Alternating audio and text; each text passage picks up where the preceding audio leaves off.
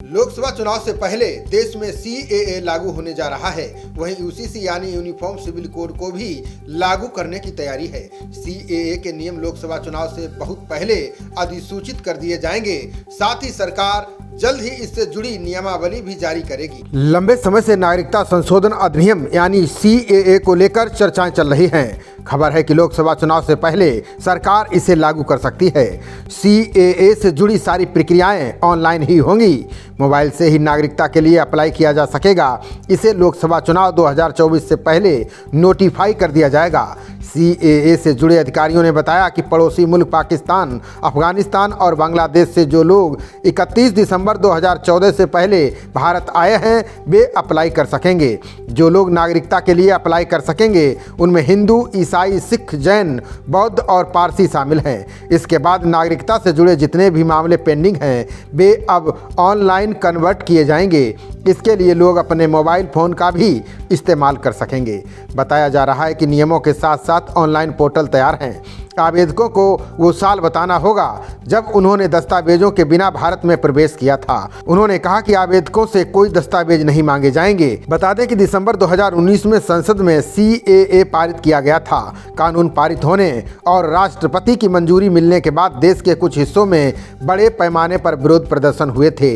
इसके बाद इस कानून के लागू होने पर रोक लगा दी गई थी। हाल ही में 27 दिसंबर को केंद्रीय गृह मंत्री अमित शाह ने कहा था कि सीएए के कार्यान्वयन को कोई नहीं रोक सकता है, ये देश का कानून है। उन्होंने पश्चिम बंगाल की मुख्यमंत्री ममता बनर्जी पर इस मुद्दे को लेकर लोगों को गुमराह करने का आरोप भी लगाया था। दूसरी ओर लोकसभा चुनाव करीब आते ही एक बार फिर यूनिफॉर्म सिविल कोड यानी समान नागरिक संहिता को लेकर बहस छिड़ गई है।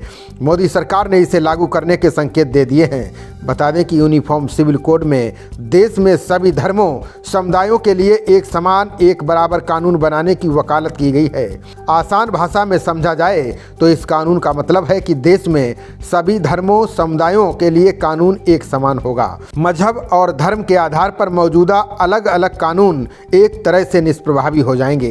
यूनिफॉर्म सिविल कोड संविधान के अनुच्छेद 44 के तहत आता है। इसमें कहा गया है कि राज्य पूरे भारत में नागरिकों के लिए एक समान नागरिक संहिता सुनिश्चित करने का प्रयास करेंगे। इसी अनुच्छेद के तहत इस यूनिफॉर्म सिविल कोड को देश में लागू करने की मांग की जा रही है। बता दें कि बीजेपी ने हमेशा इसे अपने प्राइमरी एजेंडे में शामिल किया है।